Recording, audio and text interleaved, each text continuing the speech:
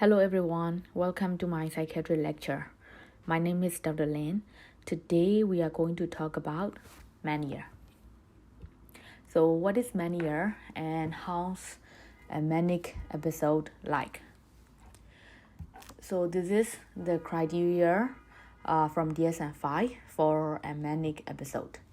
So the manic episode means the distinct period of abnormally and persistently elevated or expansive or irritable mood and increased goal-directed activity of energy, and the duration is defined as at least 1 week, and the symptoms should present for most of the day and nearly every day. During that manic episode, the patient should have the 3 or more of the following symptoms, especially if the mood is elevated or expansive or increased energy and activity. If the mood is only irritable mood, then the symptoms the patient should have at least 4 of the symptoms to diagnose a manic episode. So the symptoms listed are: number 1, inflated self-esteem or grandiosities; 2, decreased need for sleep. So the patient merely need for sleep to feel rested and being hypertalkative than usual, or the patient may have the pressure talking.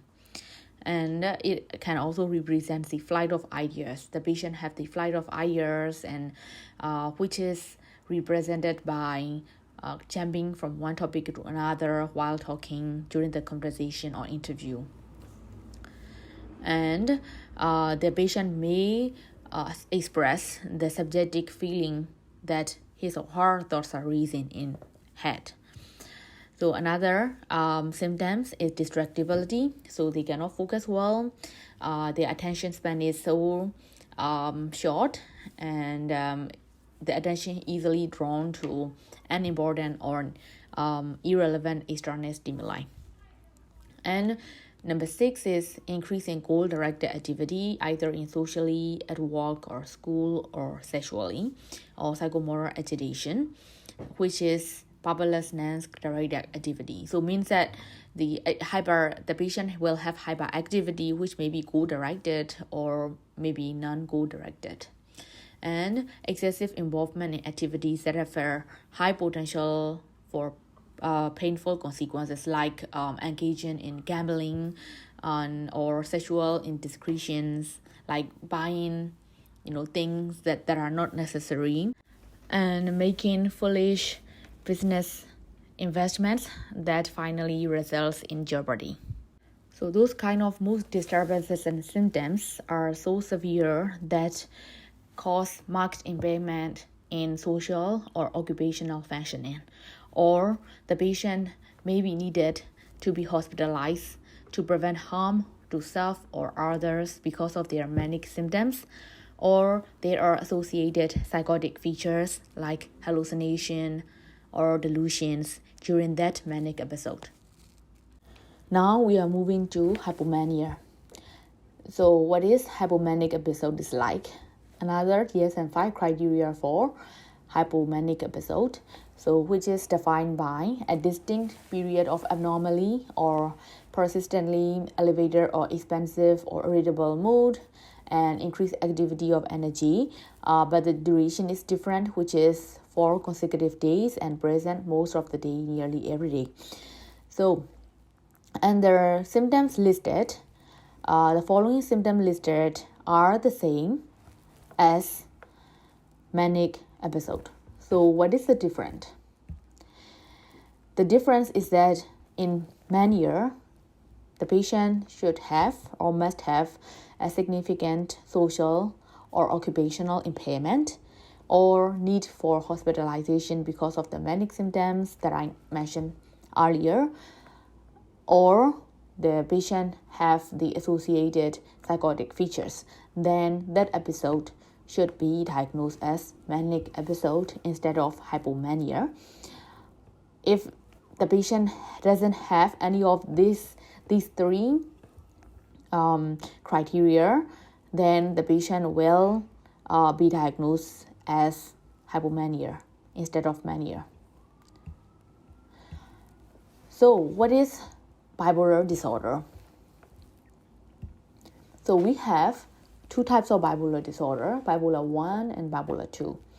Bipolar 1 is diagnosed when one manic episode is present. So only one manic episode is necessary and sufficient to make a diagnosis for bipolar 1. And there can be a comorbid major depression, like the patient may have other major depressive episode or any kind of depression.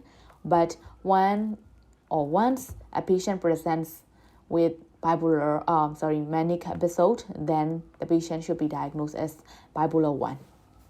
And depression is not required for diagnosis of bipolar 1.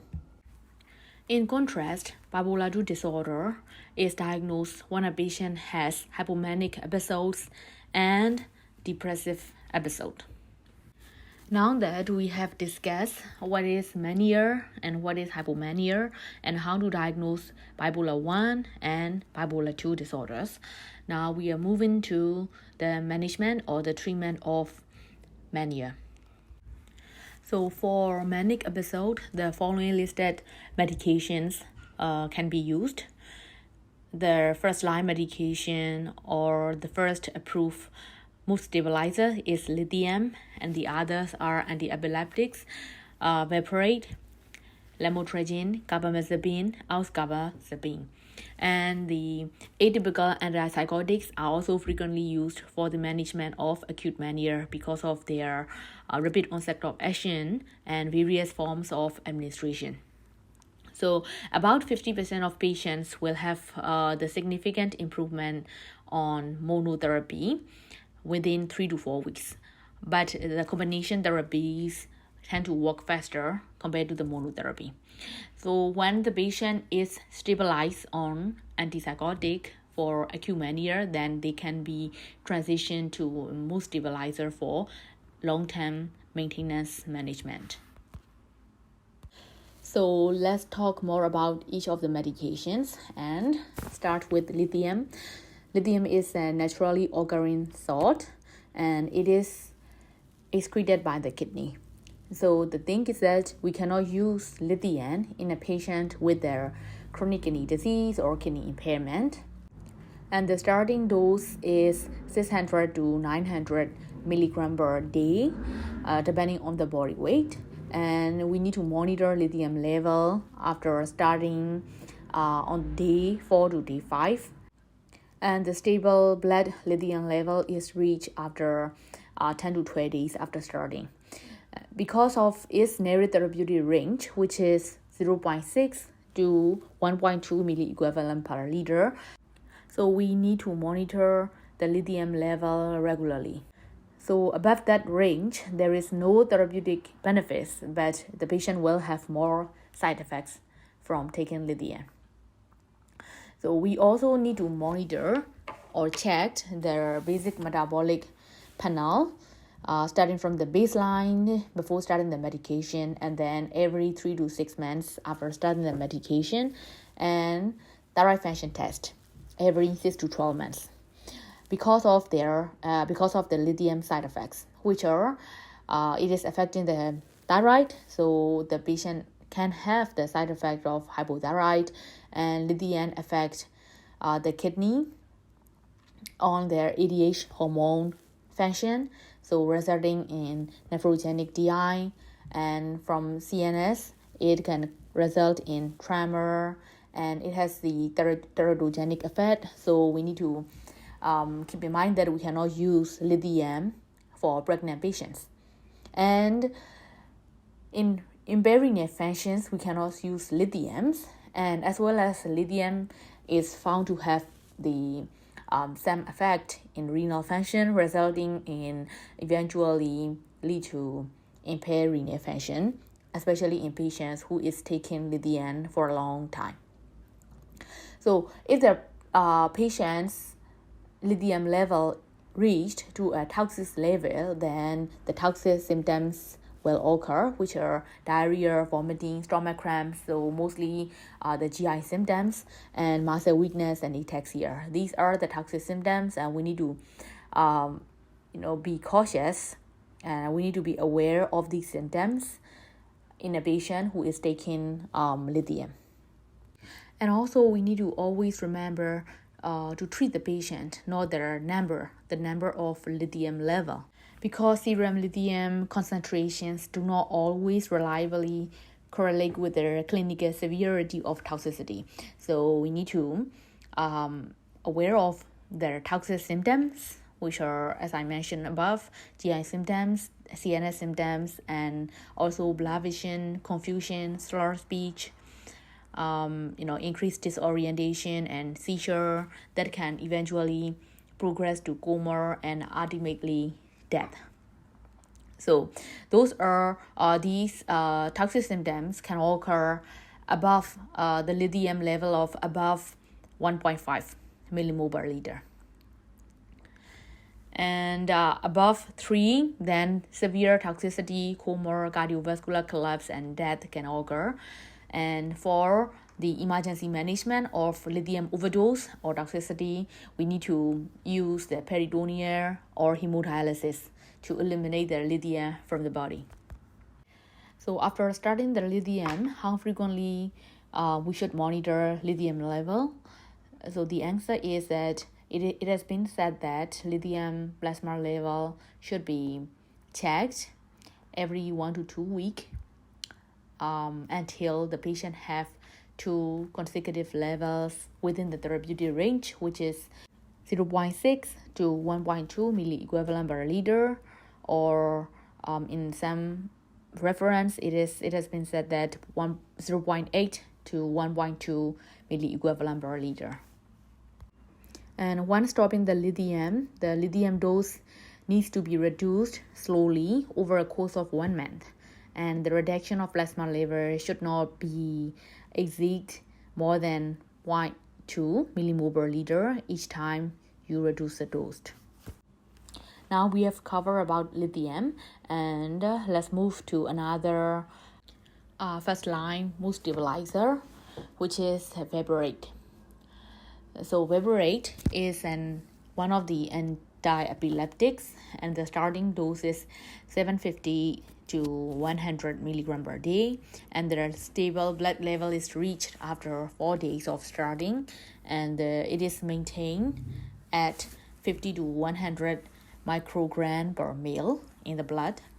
And Valproate is different from lithium is that it is metabolized by liver, not from kidney, and also it has the effect of enzyme inhibitor. So we need to be careful when we use concomitantly use with other medications, because it is the enzyme inhibitor, so it can increase the level of other medications that are metabolized by the same enzyme in the liver with lithium.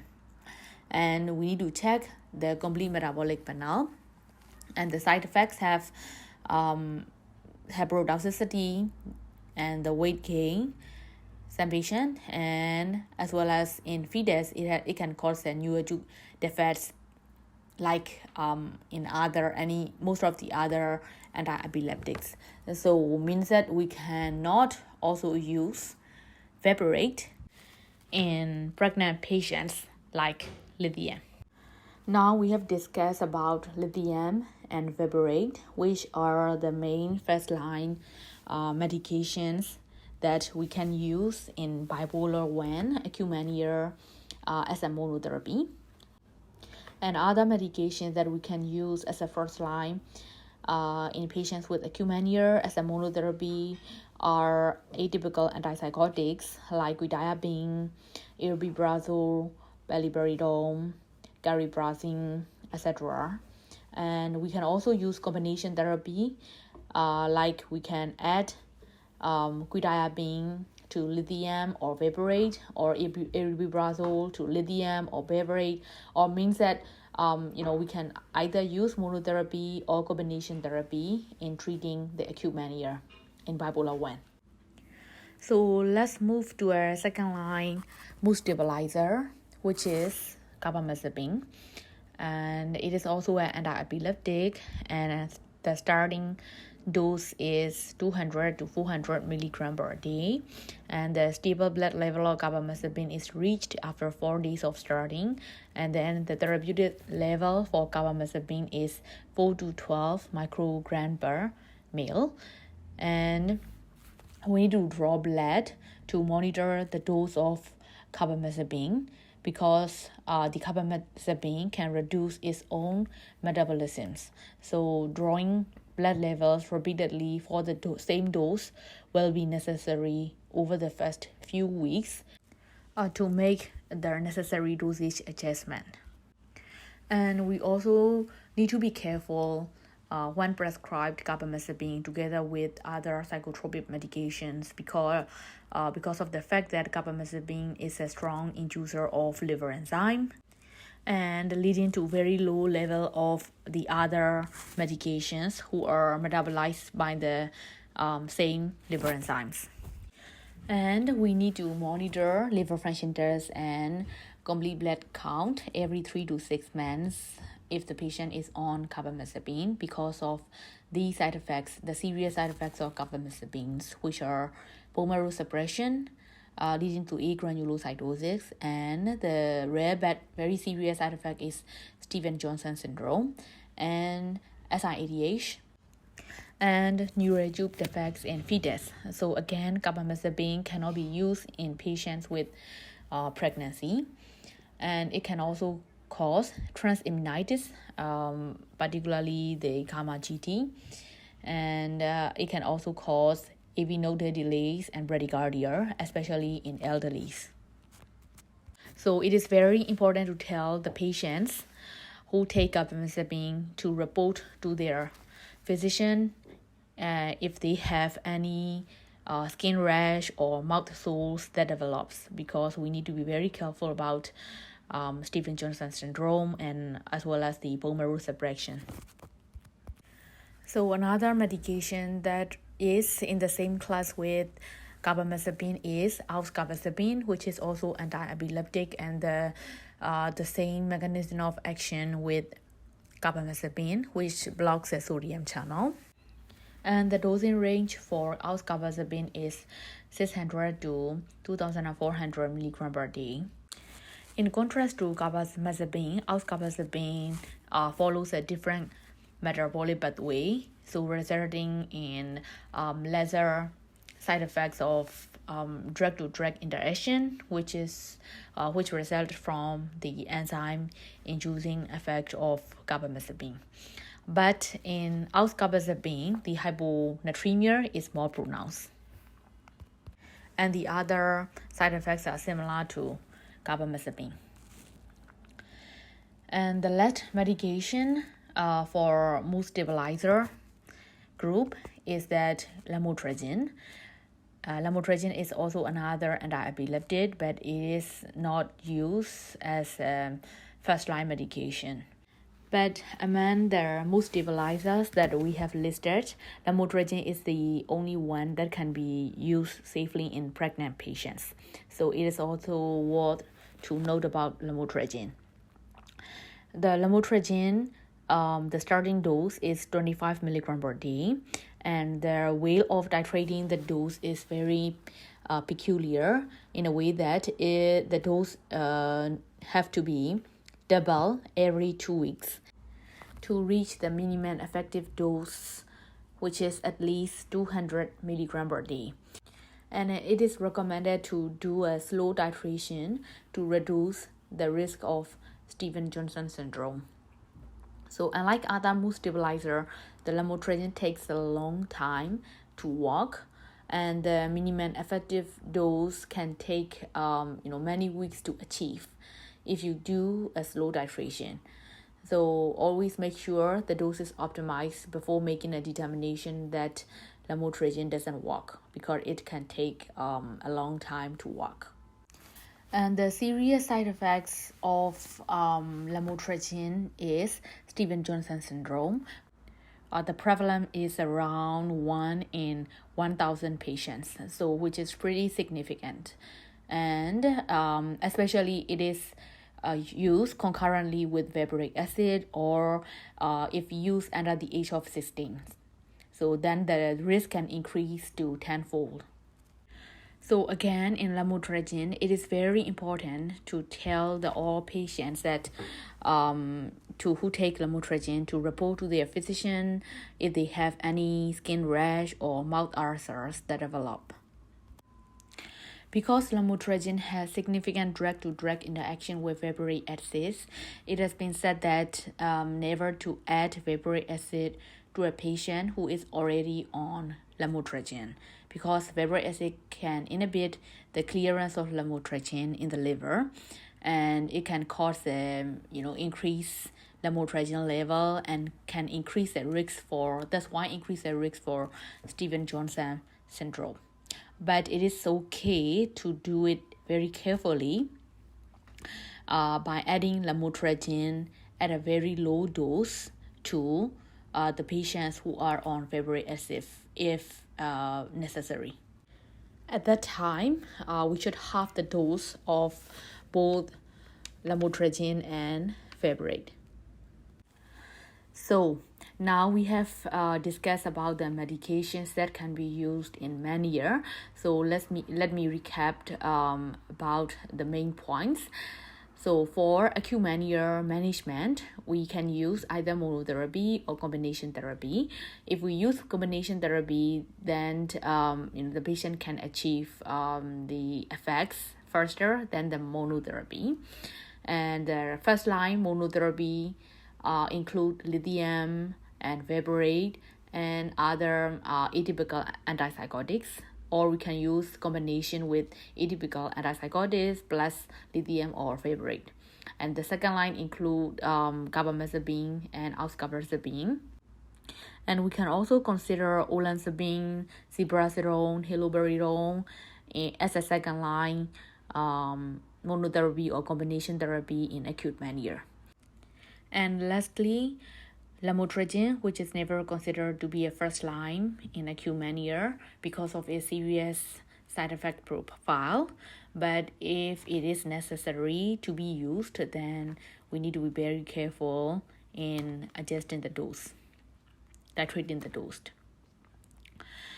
So for maintenance therapy, the first line medications include lithium again, valproate, and quetiapine, and other atypical antipsychotics. And unlike depression, there is no specific psychosocial intervention in acute mania, such as psychotherapy.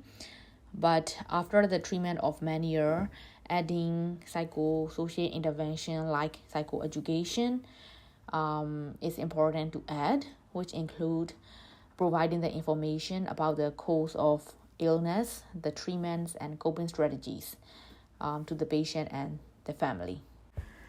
Okay, so that's all I've got for today's lecture about mania. And thank you so much for your attention, and see you in the class.